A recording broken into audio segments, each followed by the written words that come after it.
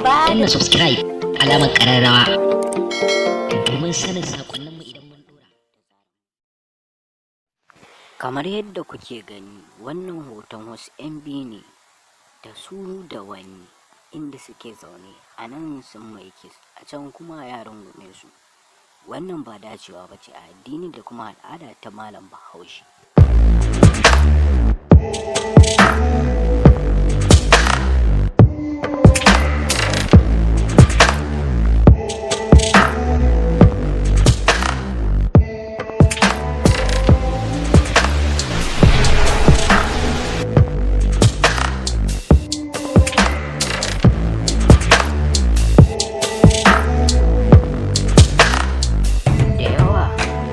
Hausawa yanzu suna da al'ada ta zuwa a ɗau hoto kafin a aure, wato ainihin pre-wedding picture.